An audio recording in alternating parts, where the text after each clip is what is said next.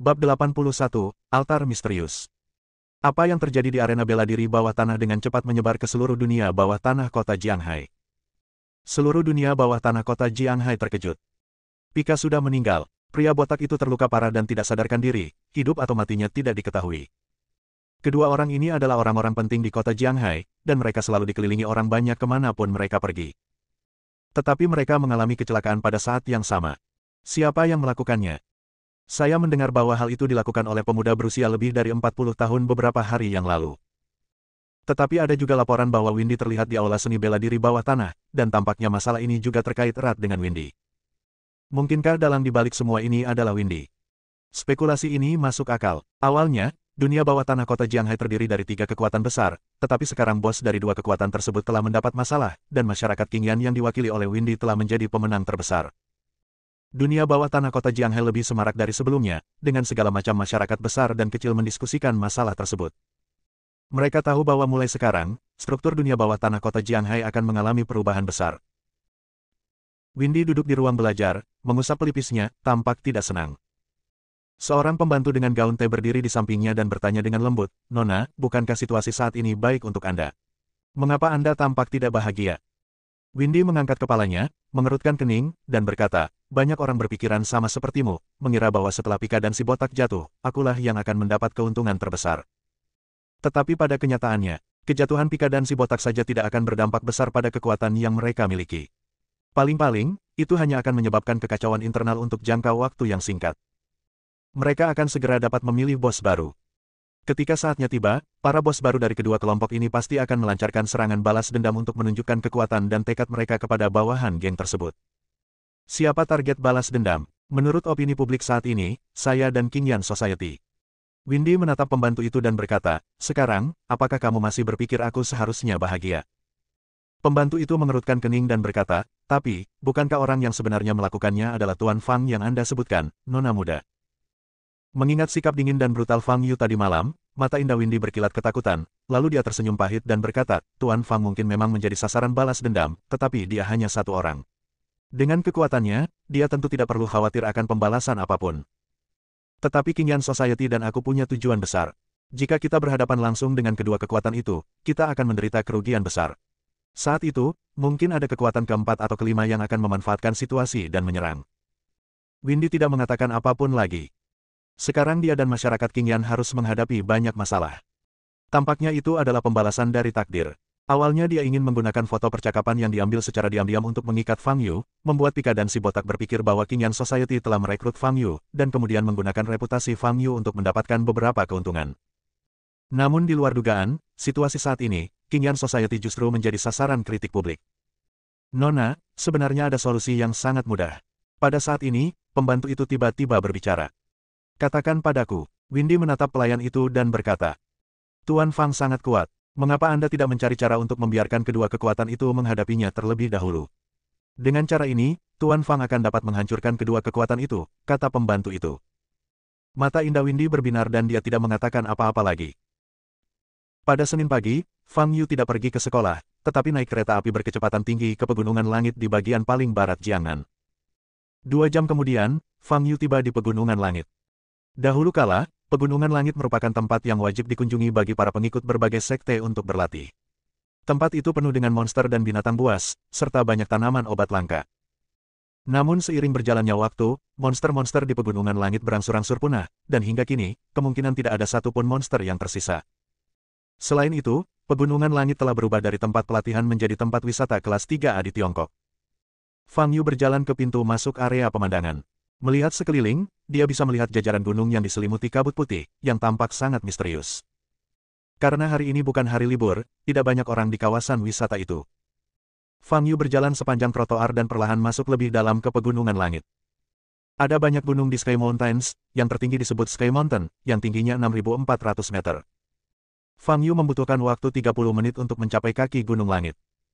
Ketika mendongak, yang terlihat hanyalah kabut putih dan puncak Gunung Langit tampak berada di atas awan. Setelah Pegunungan Langit dikembangkan menjadi tempat wisata, jalur pendakian pejalan kaki dibangun di Gunung Langit agar wisatawan dapat mendaki gunung. Fang Yu memikirkannya dan memutuskan untuk tidak mengambil jalan setapak pegunungan, tetapi berjalan di dinding curam Gunung Langit. Ia memanjat dengan sangat cepat, setiap anak tangga tingginya 1 meter, seperti melompat di tembok curam. Jika orang lain melihat ini, mereka akan berteriak ketakutan. Dalam waktu kurang dari 1 jam, Fang Yu mencapai puncak gunung langit. Saat ini, ia dikelilingi kabut putih dan jarak pandang sangat rendah. Dia melihat ke bawah ke kaki gunung dan yang bisa dilihat hanyalah awan. Terakhir kali Fang Yu datang ke sini sekitar 800 tahun yang lalu. Dia tidak dapat lagi mengingat di mana batu nisan itu berada. Fang Yu tidak punya pilihan selain berjalan-jalan di puncak gunung langit. Saat dia berjalan, dia melihat batu nisan yang bobrok. Berhenti. Batu nisannya tertutup lumut, dan kata-kata yang tertulis di atasnya telah terkikis oleh waktu hingga hampir tidak terbaca. Makam Wanda. Kelima kata ini diukir oleh Fang Yu sendiri. Mungkin saja ukirannya kurang dalam, jadi sekarang terlihat sangat buram. Fang Yu berdiri diam di depan batu nisan, hanya memandanginya. Dia bukan orang yang suka mengenang. Setiap kali dia mengenang masa itu, dia selalu merasakan kesepian yang menyesakkan.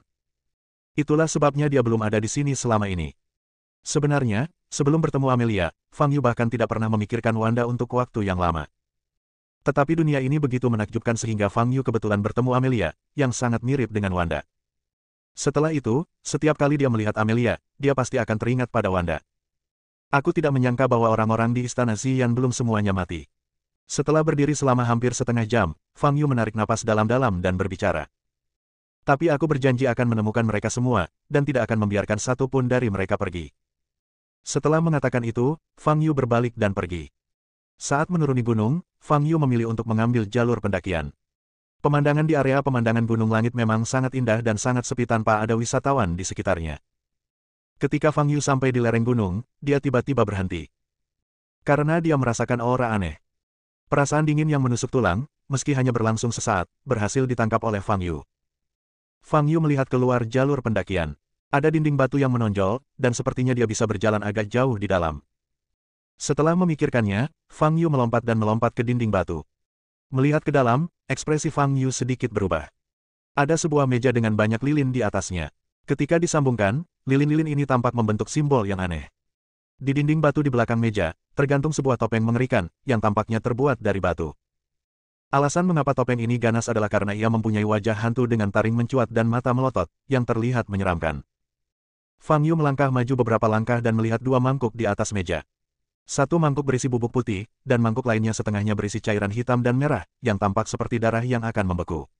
Di samping kedua mangkuk itu, ada banyak rambut yang kusut.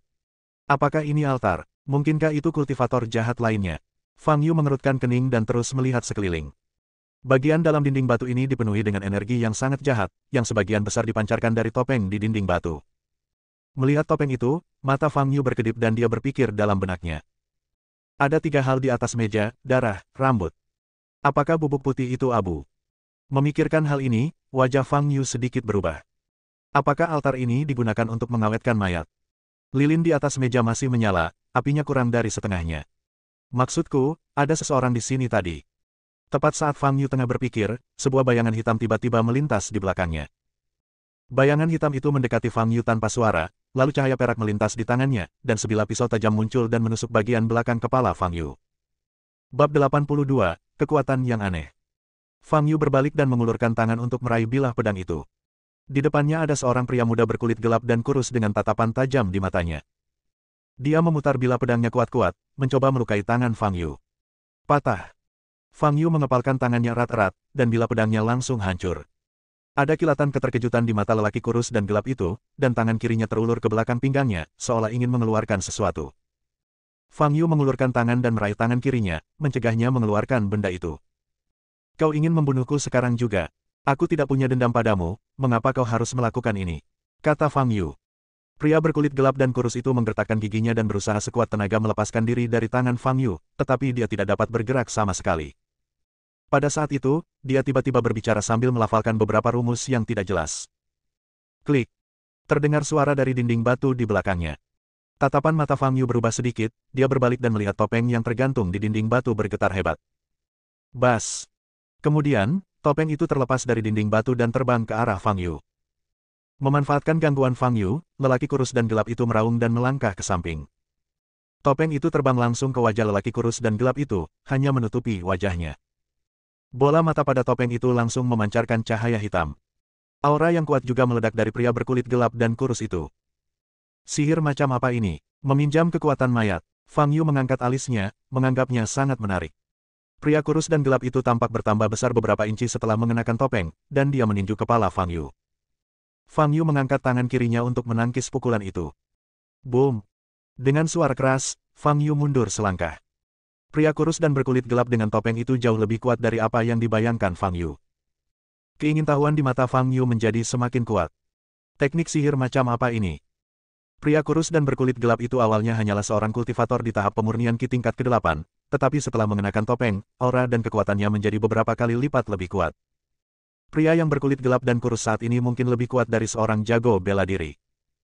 Pria kurus dan gelap itu melangkah maju, cahaya hitam menyambar dari tangan kanannya, dan dia meninju Fang Yu lagi. Fang Yu menghindari pukulan itu. Boom! Sebuah lubang besar meledak di dinding batu di belakang Fang Yu. Fang Yu melintas di belakang pria kurus dan gelap itu dan menendang punggungnya. Pria kurus gelap itu bereaksi sangat cepat, berbalik dan menamparnya. Boom! Dengan suara keras, lelaki kurus dan gelap itu terlempar mundur beberapa meter dan segera menstabilkan tubuhnya. Mata Fang Yu penuh dengan keterkejutan.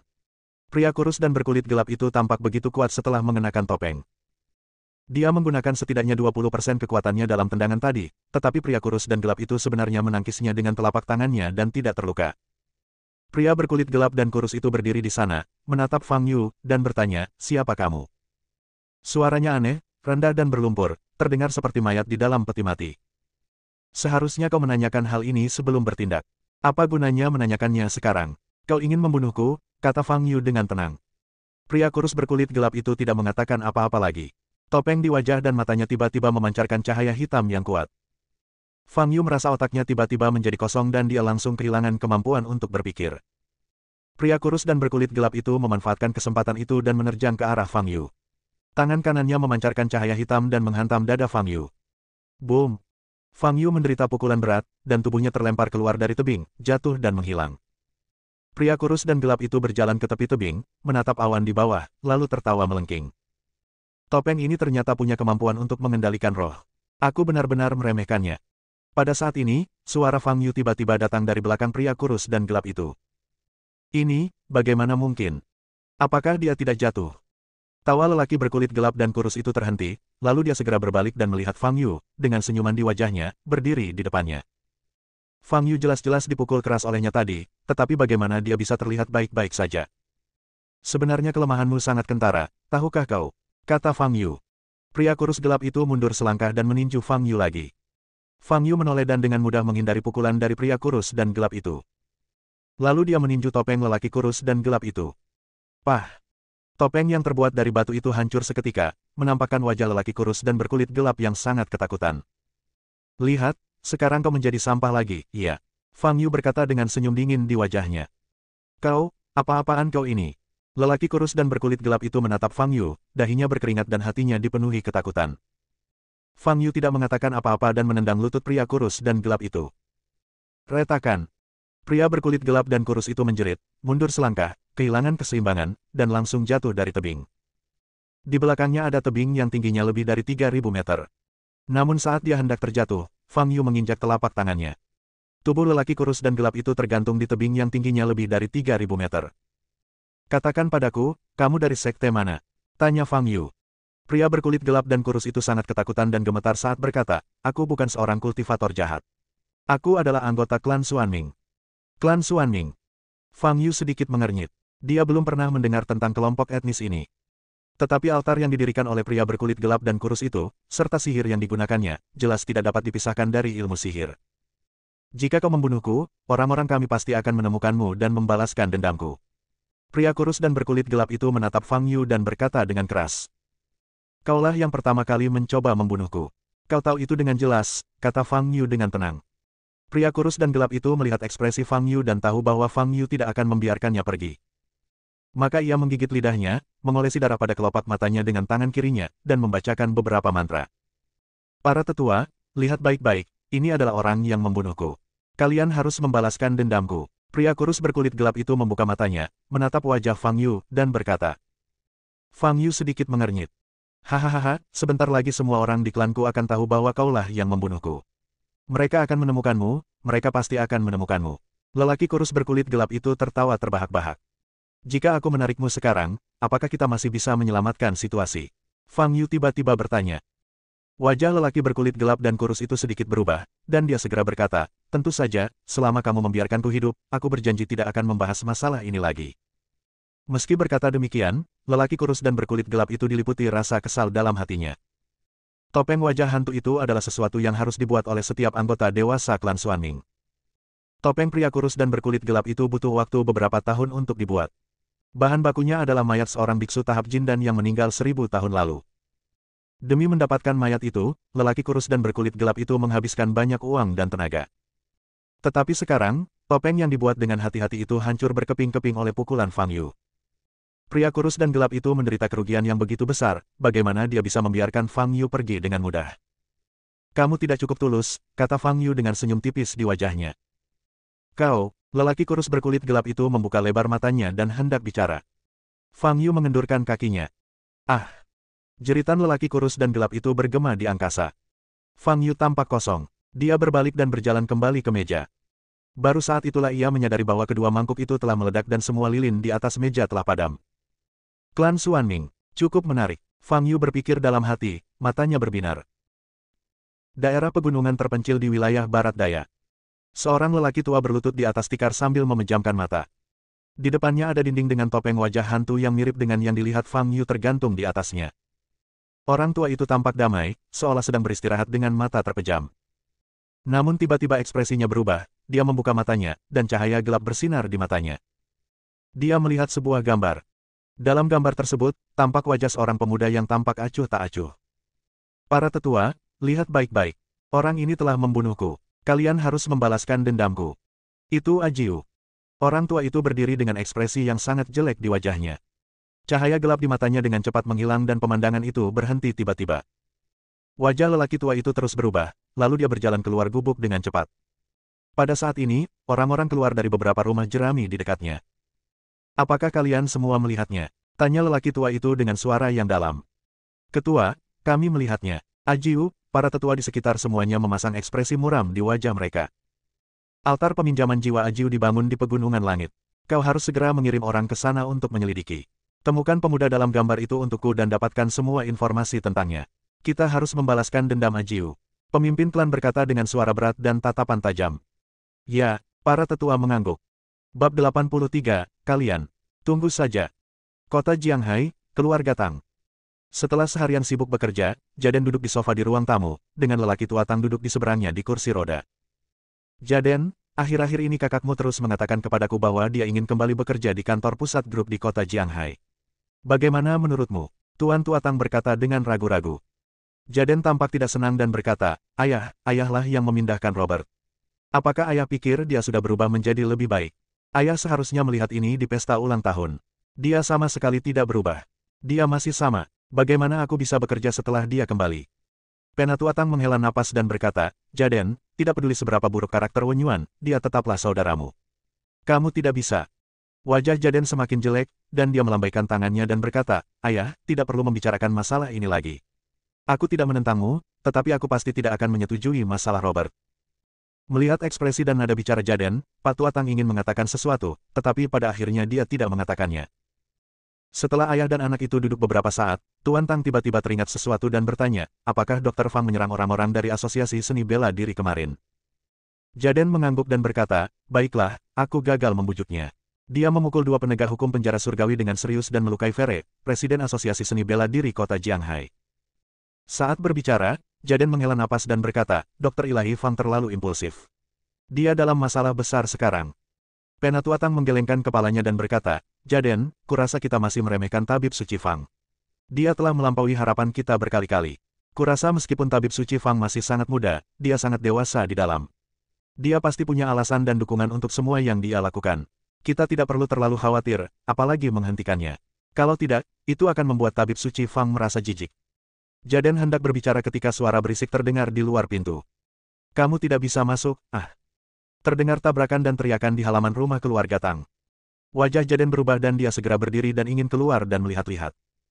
Namun sebelum dia keluar, sekelompok orang masuk melalui gerbang keluarga Tang.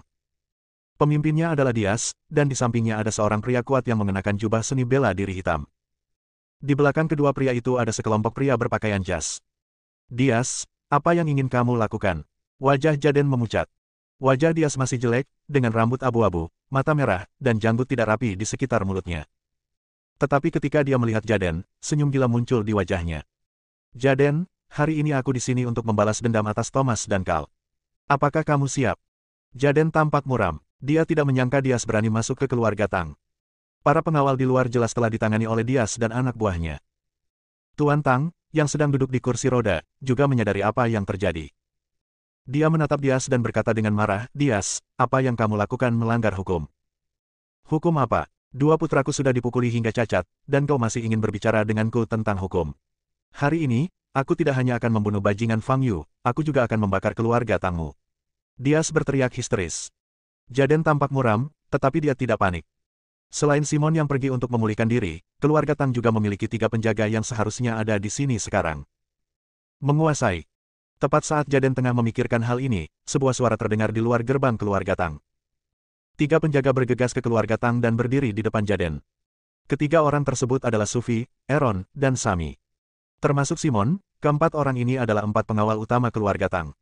2 di antaranya adalah anak angkat Tuan Tang, dan 2 lainnya adalah orang-orang berbakat yang direkrut oleh Jaden. Pada hari kerja, Simon bertanggung jawab untuk menjaga keselamatan Clara, sedangkan 3 penjaga lainnya jarang muncul. Mereka hanya muncul saat Jaden meminta mereka untuk tetap di sisinya. Basis kultivasi mereka bertiga lebih tinggi dari Simon.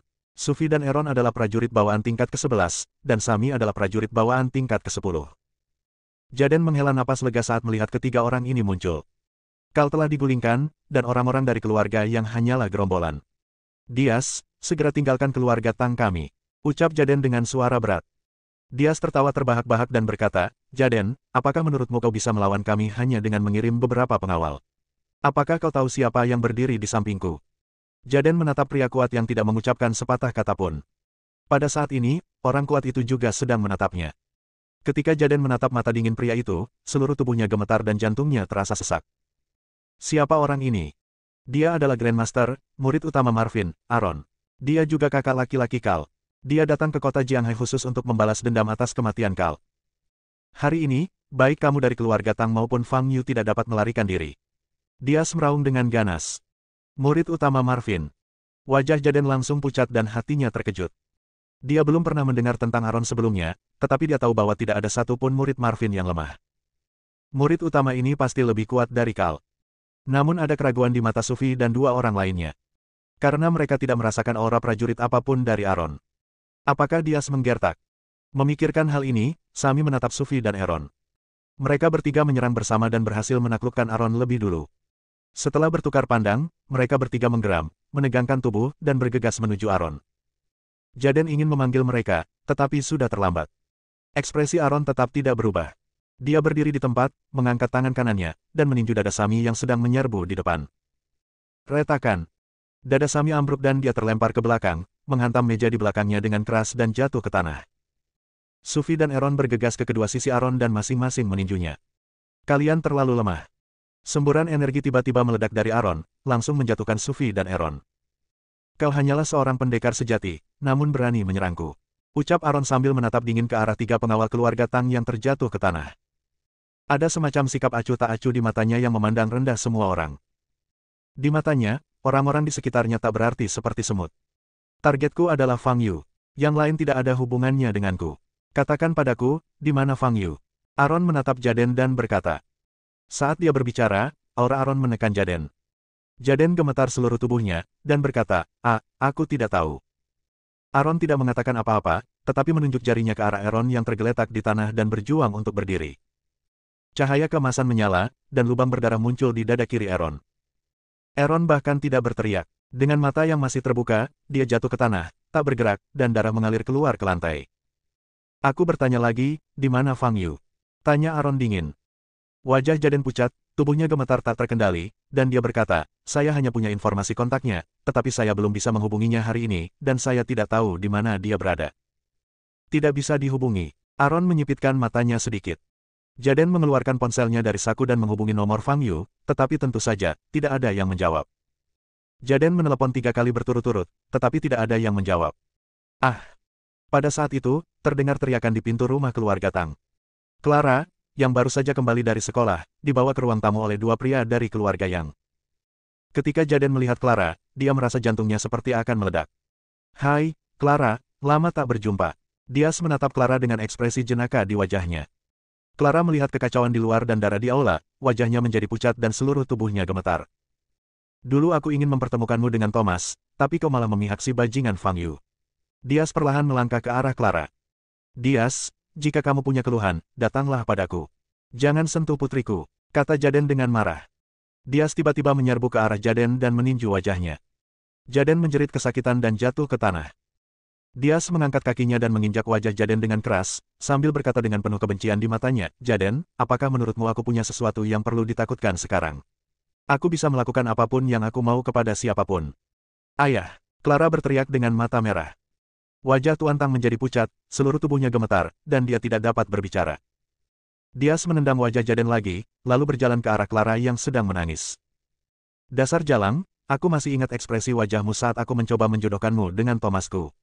Apa yang kau banggakan, merupakan berkah bagimu bahwa Thomasku menyukaimu. Kau benar-benar jalang. Dias menghampiri Clara dan menamparkan wajahnya. Boom! Pipi Clara langsung memerah dan bengkak. Dia merasa sangat sakit dan air matanya mengalir, tetapi tidak ada rasa takut di matanya, hanya kemarahan. Boom! Tamparan lagi. Clara masih menatap Dias dengan keras kepala. Boom! Tamparan lagi. Darah mengalir dari sudut mulut Clara dan pipinya merah dan bengkak. Melihat kejadian ini, Jaden mengeluarkan suara geraman marah dari tenggorokannya dan meronta-ronta. Namun dia ditahan oleh anak buah Dias dan tidak bisa bergerak sama sekali. Fang Yu berjalan keluar dari stasiun kereta berkecepatan tinggi, mengeluarkan ponselnya dan hendak memeriksa waktu, hanya untuk menemukan bahwa ponselnya telah dimatikan. Setelah menyalakan telepon, beberapa panggilan tak terjawab muncul di layar. Itu semua panggilan dari Jaden. Fang Yu mengernyit sedikit dan mengurangi volumenya. Panggilan tersambung. Fang Yu, aku menunggumu di rumah keluarga Tang, kemarilah. Suara dingin yang aneh terdengar dari seberang sana, diikuti oleh suara berisik. Fang Yu mendengarkan dengan saksama dan ekspresinya sedikit berubah. Dia mendengar suara tamparan yang keras, tangisan Clara, dan raungan Jaden. Mata Fang Yu bersinar merah, dan dia berkata dengan dingin. Siapapun kamu, tunggu aku. Bab 84, dia di sini. Aaron melemparkan ponsel Jaden kembali ke tanah, berjalan langsung ke sofa dan duduk. Dias menamparkan Clara beberapa kali sebelum berhenti. Dia terengah-engah dan menatap Aaron, dan bertanya dengan hormat, Tuan Aaron, bajingan Fang Yu itu. Dia seharusnya segera tiba, jawab Aaron tanpa ekspresi. Wajah Dias dipenuhi dengan senyum senang saat dia berkata, Fang Yu terkutuk ini akhirnya mendapatkan balasannya. Grandmaster Aaron, aku mohon padamu untuk mengampuni nyawanya nanti. Aku ingin dia bersujud kepadaku, kepada Kal, dan kepada leluhur keluarga yang kita. Dia sangat membenci Fang Yu sehingga membunuhnya tidak cukup untuk meredakan kebenciannya. Dia ingin menyiksa Fang Yu. Dia ingin membuat Fang Yu berharap dia tidak bisa hidup atau mati. Dia ingin Fang Yu merasakan penderitaan yang dialami Kal dan Thomas sekarang. Aaron melirik Dias dengan tenang dan berkata, aku datang ke sini untuk adik laki-lakiku, bukan untuk keluarga Yangmu. Namun, kamu dapat melakukan apapun yang kamu inginkan dengan tubuh Fang Yu. Dias tentu saja tidak berani mengatakan apa-apa lagi. Dia mengangguk berulang kali, matanya penuh dengan keganasan. Dia ingin menggantung jasad Fang Yu untuk dipertontonkan kepada publik. Dias berpikir sejenak dan bertanya lagi, Tuan Aaron, saya ingin tahu, apakah luka Kal bisa disembuhkan, terutama tangan kanannya, apakah ada cara untuk menyambungnya kembali? Mendengar pertanyaan ini, Aaron sedikit menyipitkan matanya. Saat berada di rumah sakit, dia menggunakan ki sejatinya untuk menjelajahi meridian Kal. Ditemukan bahwa hampir semua meridian Kal hancur, dan tidak ada satupun yang utuh. Selain itu, dantian Kal juga rusak parah, dengan banyak retakan muncul di atasnya, membuatnya tidak mungkin untuk mengunci ki sejati. Kerusakan semacam itu hampir menghancurkan bagi seorang prajurit. Bahkan jika Marvin mengambil tindakan, kemungkinan besar mustahil untuk menyelamatkan situasi. Guru pasti punya cara untuk menyambungkan kembali tangan kanan adik muda. Namun, kemungkinan besar dia tidak akan bisa berlatih lagi di masa mendatang, kata Aaron. Setelah mendengar perkataan Aaron, harapan Dias hancur total dan wajahnya menjadi muram. Kal adalah seorang jenius seni bela diri yang jarang terlihat selama beberapa dekade, anak kesayangan surga, dan harapan masa depan keluarga yang mereka. Tetapi sekarang, Kal tidak dapat berlatih lagi. Ini benar-benar jatuh dari surga ke neraka. Dias tidak dapat menerima hal ini, dan Kal semakin tidak dapat menerimanya. Ini semua gara-gara Fang Yu, ini semua gara-gara Fang Yu sialan. Hati Dias dipenuhi dengan kebencian dan kemarahan, matanya merah saat dia menatap Clara yang pipinya bengkak karena ditampar. Kudengar kau, Jalang, punya hubungan yang sangat baik dengan Fang Yu, dan kalian bahkan teman sebangku. Dias berjalan ke arah Clara lagi. Dias, kau binatang buas, hentikan. Jaden meraung. Tuan Tang, yang duduk di kursi roda, gemetar karena marah, tetapi dia bahkan tidak punya kekuatan untuk berdiri. Fang Yu telah menghancurkan kedua putraku, jadi bagaimana jika aku telah menghancurkan putrimu? Siapa yang menyuruhmu mendekati Fang Yu? Keluarga Tangmu juga pantas mati. Dias benar-benar kehilangan akal sehatnya dan meraung. Sambil berbicara, dia berjalan di depan Clara lagi dan menamparkan pipinya yang sudah merah dan bengkak. Clara tidak dapat berbicara lagi. Ada noda darah di pipinya dan darah menetes dari sudut mulutnya. Namun, tatapan matanya masih tegas. Dia yakin bahwa Fang Yu pasti akan datang menyelamatkannya dan keluarga Tang, seperti terakhir kali di klub Shenlan. Mata Jaden merah, dia meraung dan melawan, namun dia tidak dapat bergerak dan dijepit ke tanah oleh orang-orang dari keluarga Yang. Tepuk tangan meriah terdengar di aula. Melihat kondisi Clara yang menyedihkan, beberapa pelayan keluarga Tang hanya bisa menutup mulut dan menangis, tidak berani bersuara. Gigi Tuan Tang bergemeletuk, tetapi dia tidak dapat berbuat apa-apa. Aaron duduk di sofa dengan mata terpejam dan ekspresi acuh tak acuh. Baginya, orang-orang di sekitarnya tak lebih dari sekadar semut, yang tidak layak mendapat perhatiannya sama sekali. Tujuannya datang ke kota Jianghai adalah untuk membunuh Fang Yu, tidak hanya untuk membalaskan dendam Kal, tetapi juga untuk menjaga martabat Longmen. Longmen adalah sekte yang didirikan oleh gurunya, Marvin, yang dikenal sebagai Grandmaster. Sekte ini tidak akan pernah menoleransi provokasi dari siapapun. Gemuruh. Terdengar deru mesin di luar gerbang keluarga Tang. Lalu terdengar suara langkah kaki yang tergesa-gesa. Amelia berjalan ke aula bersama sekelompok pria. Melihat keadaan Clara yang menyedihkan, wajah Amelia berubah dan dia berkata dengan marah, "Dias, hentikan segera." Ketika Dias melihat Amelia, dia tidak terkejut. Sebaliknya, dia tertawa terbahak-bahak. "Hahaha, Tuhan sedang menjagaku. Aku tidak mencarimu, tapi kamu datang kepadaku atas inisiatifmu sendiri. Sempurna sekali. Aku akan menjaga kalian berdua hari ini." Melihat ekspresi gila Dias, Amelia mengerutkan kening dan menatap Aaron yang sedang duduk di sofa. Dia menerima berita 15 menit yang lalu bahwa Dias bergegas ke keluarga Tang bersama sekelompok orang. Jadi dia membawa orang ke keluarga Tang. Dalam perjalanan, dia menerima pesan penting lainnya. Alasan mengapa Dias begitu sombong adalah karena dia mendapat dukungan dari kakak laki-laki Kal, Aaron. Pada saat ini, Aaron masih memejamkan matanya, seolah-olah semua yang ada di sekitarnya tidak ada hubungannya dengan dirinya. "Tuan Aaron, sebagai seorang guru, bagaimana mungkin Anda menyerang keluarga sekuler sesuka hati? Ini melanggar aturan Asosiasi Seni Bela Diri. Saya telah memberitahu Asosiasi Seni Bela Diri, dan mereka mengirim orang ke sana." Amelia berkata dengan berani. Karena dia tidak bisa menghubungi Fang Yu, dia tidak punya pilihan lain selain menunda waktu sebanyak mungkin dan menunggu orang-orang dari Asosiasi Seni Bela Diri datang dan menghentikan Aaron. Aaron membuka matanya, penuh dengan penghinaan. "Sebuah perkumpulan bela diri berani menghentikanku melakukan pekerjaanku. Tidak ada aturan di dunia ini yang dapat mengikat saya. Saya adalah aturannya."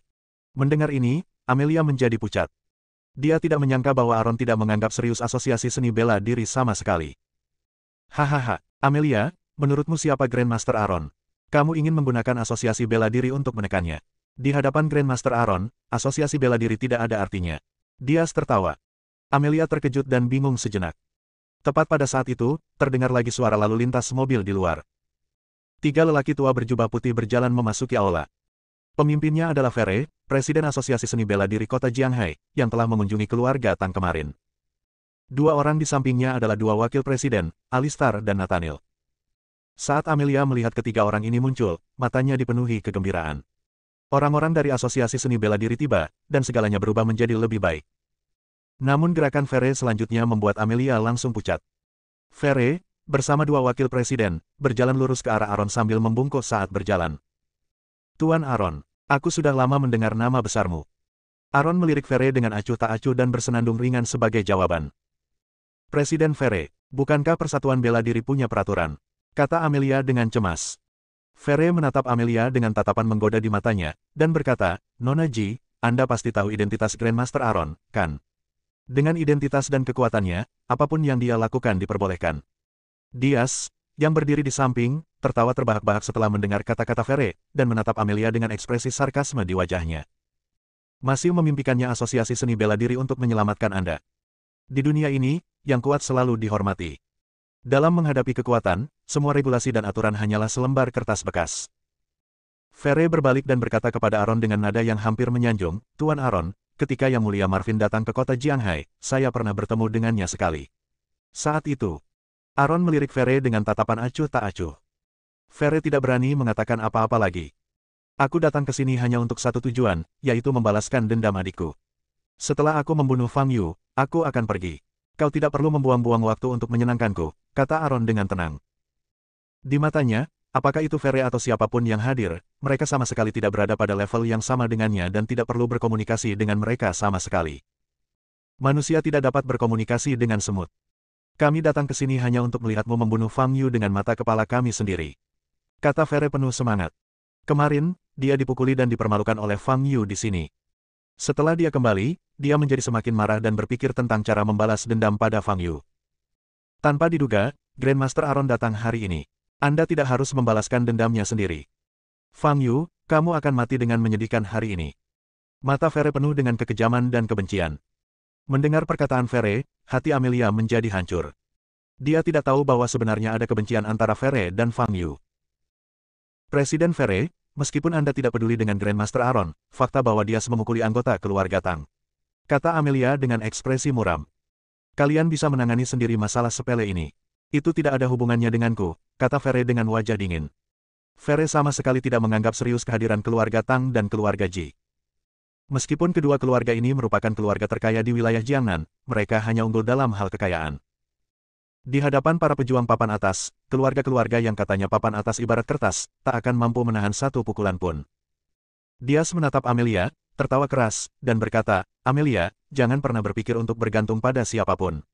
Malam ini, kamu, keluarga Tang, dan bajingan Fang Yu, semuanya akan membayar harganya. Amelia menggigit bibir merahnya dan mencoba untuk tetap tenang, tetapi hatinya sangat ketakutan. Pada saat ini, Aaron tiba-tiba melihat ke arah gerbang keluarga Tang dan berkata, dia ada di sini. Bab 85, terlalu sombong. Sosok itu muncul di pintu depan rumah keluarga Tang dan berjalan ke ruang tamu. Aaron masih duduk dengan tenang di sofa. Dia melirik Fang Yu dengan tatapan tenang di matanya. Sekalipun Fang Yu mengalahkan Carl, menurutnya, dia masih terlalu lemah dan tidak setingkat dengannya. Hal yang paling jelas adalah bahwa seorang seniman bela diri sejati tidak akan setipis Fang Yu. Terlebih lagi, aura prajurit dan master bawaan benar-benar berbeda. Aura yang terpancar dari Fang Yu menunjukkan bahwa dia adalah seorang pendekar bawaan, dan yang terkuat hanya seorang Grandmaster setengah langkah. Bagi para pendekar top, wilayah yang kecil saja bisa menciptakan jurang pemisah yang sangat lebar, apalagi jurang pemisah antara pendekar bawaan dengan seorang Grandmaster. Setelah bertemu Fang Yu, Aaron bahkan sedikit bingung bagaimana Carl bisa kalah dari orang ini. Fang Yu, hari ini adalah hari bagimu untuk membayar utangmu. Aku ingin melihatmu mati dengan menyedihkan. Aku akan menggantung tubuhmu di luar untuk dipamerkan di depan umum. Aku akan membawa kepalamu untuk melihat Carl dan Thomas. Ketika dia melihat Fang Yu, matanya menjadi merah dan suaranya menjadi serak. Dalam 2 hari terakhir, hatinya dipenuhi dengan kebencian dan kemarahan, dan dia selalu berpikir tentang cara membalas dendam pada Fang Yu. Sekarang setelah dia memiliki Aaron sebagai pendukungnya, dia menjadi lebih berani dan ingin menerkam Fang Yu dan menggigit sepotong dagingnya. Fang Yu melihat ke arah Dias dan melihat Clara yang telah dipukuli hingga tak bisa dikenali lagi. Wajah Clara menjadi mati rasa, dia tidak dapat membuat ekspresi apapun, tetapi matanya penuh dengan kegembiraan. Fang Yu ada di sini. Dia tahu bahwa dia dan keluarga Tang akan diselamatkan. Pupil mata Fang Yu bersinar dengan cahaya merah gelap yang aneh. Saat melihat Fang Yu muncul, mata indah Amelia menampakkan keterkejutan. Tidak peduli seberapa kuat Aaron, dia percaya pada Fang Yu. Fang Yu memandang Jaden yang tertekan di lantai, serta Aaron, Fere dan yang lainnya yang sedang duduk di sofa. Rasa kesal menyeruak dari dadanya. Apakah kamu mencariku? Fang Yu menatap Aaron dan bertanya. Aaron masih duduk di sofa dan berkata, iya. Karena orang yang kau cari adalah aku, mengapa kau ingin menyerang orang lain? Fang Yu memasang ekspresi kosong di wajahnya, tetapi ada nada dingin dalam suaranya. Aaron menatap Fang Yu dan sedikit mengernyit. Dia sama sekali tidak mau menjawab pertanyaan-pertanyaan seperti itu. Menurutnya, semua orang di dunia ini adalah semut, dan membunuh beberapa di antaranya semudah menginjak beberapa semut. Mengapa dia perlu alasan? Fang Yu, mengapa kamu bertanya begitu banyak? Kamu akan segera menjadi salah satu dari mereka, hahaha. Dias tertawa terbahak-bahak. Fere menatap Fang Yu tanpa berkata apa-apa, namun tatapan matanya penuh dengan godaan. Bukankah kamu sangat sombong kemarin? Hari ini, Grandmaster Aaron ada di sini untuk berhadapan langsung denganmu. Aku ingin melihat seberapa sombongnya dirimu. Apakah kamu memukulinya seperti ini? Fang Yu menatap Dias dengan dingin. Aku memukulnya, memangnya kenapa? Wanita jalang ini memang wanita jalang. Aku memberinya kesempatan, tapi dia memilih bersama bajingan sepertimu. Dia sedang berbicara ketika tiba-tiba perutnya dipukul dengan keras. Dia menyemburkan darah dan jatuh. Fang Yu tidak bergerak dan tetap berdiri di tempatnya. Tatapan mata Aaron berubah sedikit. Fang Yu jelas-jelas hanya memiliki tingkat kultivasi setengah master, tapi dia benar-benar dapat melepaskan ki sejatinya. Ini di luar dugaannya. Fang Yu memandang dua orang yang menahan Jaden. Engah. Hanya dengan sekali lirikan, kedua lelaki itu menyemburkan darah, terpental, dan jatuh ke tanah. Menarik. Aaron berdiri, menatap Fang Yu dengan jijik, dan bertanya, siapa tuanmu? Kamu tidak memenuhi syarat untuk mengetahui nama tuanku, kata Fang Yu dengan tatapan acuh tak acuh. Mendengar ini, wajah Fere dan yang lainnya berubah. Fang Yu berani berbicara begitu arogan kepada Aaron, murid utama Marvin. Anda benar-benar tidak tahu bagaimana hidup atau mati. Aku mungkin tidak begitu cakap, tetapi ambisiku lebih tinggi dari langit. Kata Aaron sambil berjalan ke arah Fang Yu. Aura kekerasan terpancar darinya. Hari ini, aku akan menghancurkan semua yang kau banggakan. Mata Aaron bersinar dengan cahaya keemasan, dan saat dia berbicara, aura pembunuh memenuhi langit. Aku tidak punya apa-apa untuk dibanggakan. Aku hanya berada di tahap pemurnian ki. Fang Yu mengangkat tangan kanannya dan menunjuk ke tempat Aaron berada. Cahaya merah melesat keluar dari telapak tangan Fang Yu dan langsung mengenai Aaron. Merasakan kekuatan mengerikan dari energi sejati di depannya, ekspresi Aaron yang selama ini tenang akhirnya berubah. Dia menggeram, cahaya keemasan bersinar dari tubuhnya dan dia menyilangkan tangannya di depannya. Boom! Dengan suara keras, Aaron terlempar mundur dan berhenti setelah menabrak dinding di belakangnya. Tubuhnya bersinar dengan cahaya keemasan dan jejak darah mengalir dari sudut mulutnya. Melihat pemandangan ini, semua orang yang hadir tercengang. Hanya pukulan ringan, Fang Yu membuat Aaron terluka. Pelepasan energi sejati. Ini adalah metode yang digunakan oleh seorang master. Alistar, yang berdiri di samping Fere, berkata dengan kaget. Ini terlalu kuat. Nathaniel membelalakan matanya, menatap Fang Yu dengan tatapan kosong, dan bergumam. Fere menatap Fang Yu dengan tatapan ngeri. Awalnya dia mengira bahwa keterampilan yang ditunjukkan Fang Yu kemarin adalah kekuatan penuhnya. Namun tanpa diduga, Fang Yu tidak menggunakan kekuatan penuhnya kemarin dan bahkan tidak menggunakan energi batinnya. Aaron berdiri di sana, merasakan lengannya mati rasa. Dia menatap Fang Yu yang berdiri di kejauhan dengan tatapan tegas di matanya. Dia tahu dia telah meremehkan Fang Yu. Meskipun demikian, ia masih memiliki keyakinan penuh. Aaron melantunkan mantra dan membentuk segel dengan tangannya. Pupil matanya tampak menyala dengan cahaya keemasan yang menyilaukan. Seni naga ilahi, keterampilan terkenal dari Yang Mulia Marvin. Fere berdiri dengan gembira dan berteriak. Kala itu, Marvin, dengan mengandalkan keterampilannya yang unik ini, tidak terkalahkan di Jiangnan dan menjadi master di atas semua yang lain. Sebagai murid utama Marvin, Aaron telah menguasai seni naga ilahi dengan sempurna, dan kekuatannya pasti luar biasa. Raungan naga yang panjang terdengar, dan Aaron diselimuti oleh lapisan cahaya keemasan. Cahaya yang menyilaukan itu sulit untuk dilihat secara langsung. Fang Yu, kamu lebih kuat dari yang kukira, tapi hanya itu saja. Saat berbicara, Aaron melangkah maju, cahaya keemasan menyala di udara, dan dia langsung muncul di depan Fang Yu. Aaron berbeda dengan ahli bela diri lainnya. Dibandingkan mempelajari berbagai teknik, ia lebih suka melatih tubuhnya. Dia menghabiskan sebagian besar tahunnya di utara jauh, melawan beruang kutub untuk menjaga tubuhnya dalam kondisi prima. Marvin juga setuju dengan pendekatannya, karena teknik naga ilahi sendiri adalah teknik yang sangat bergantung pada kekuatan fisik. Semakin kuat tubuh fisiknya, semakin besar pula kekuatan teknik naga ilahi. Kekuatan fisik Aaron saat ini tidak kalah dengan Marvin. Bahkan setelah menerima teknik naga ilahi, Aaron yakin bahwa dia adalah petarung jarak dekat terbaik di dunia. Inilah keyakinannya yang terbesar. Selama dia melawan Fang Yu dalam pertarungan jarak dekat, dia akan menang. Aaron mengangkat tangan kanannya yang bersinar dengan cahaya keemasan, meraung liar, dan menghantam kepala Fang Yu. Tusukan. Ada ledakan sonik yang keras di udara. Kekuatan pukulan ini sangat mengerikan. Namun Fang Yu tetap tenang. Menghadapi pukulan itu, dia hanya mengangkat telapak tangan kirinya. Terlalu sombong. Beraninya kau menangkis pukulan sekuat itu hanya dengan satu tangan. Teriak Alistar. Menurutnya, Fang Yu akan kalah setelah pukulan ini. Ekspresi kegembiraan muncul di wajah Fere. Fang Yu, kamu ditakdirkan untuk kalah. Boom! Terdengar suara ledakan keras. Kekuatan dahsyat itu menyebar keluar dengan Fang Yu dan Aaron sebagai pusatnya, mengguncang meja dan kursi di sekitarnya. Tuan Tang dan kursi roda yang didudukinya jatuh ke tanah bersamaan. Cepat dan bantu Tuan Tang dan Nona Tang, dan bawa mereka ke tempat yang aman. Amelia berpegangan erat pada dinding dan memerintahkan orang-orang di belakangnya. Pada saat ini, Fere dan dua orang lainnya, yang telah memperhatikan Fang Yu dan Aaron, memiliki ekspresi kusam dan mata terbuka lebar. Fang Yu masih berdiri di sana, tangan kirinya memegang erat tangan kanan Aaron. Kepulan asap putih mengepul dari pertemuan telapak tangan dan kepalan tangan. Dia benar-benar hanya menggunakan satu tangan untuk menangkis pukulan sekuat tenaga Tuan Aaron. Gumam Alistar. Cara dia memandang Fang Yu seakan-akan dia sedang memandang dewa. Dengan sedikit kekuatan ini, tidak akan mampu menahan kesombonganmu, kata Fang Yu ringan. Aaron terkejut. Dia tahu bahwa dia telah menghabiskan hampir seluruh tenaganya dalam pukulan ini, tetapi Fang Yu menerimanya dengan begitu mudah. Bagaimana ini mungkin? Bahkan gurunya Marvin mungkin tidak dapat melakukannya semudah Fang Yu. Kau, apa-apaan kau ini? Aaron menatap Fang Yu di depannya, hatinya serasa tenggelam ke dalam jurang. Setelah pukulan ini, sebagian besar kepercayaan dirinya lenyap. Bersambung.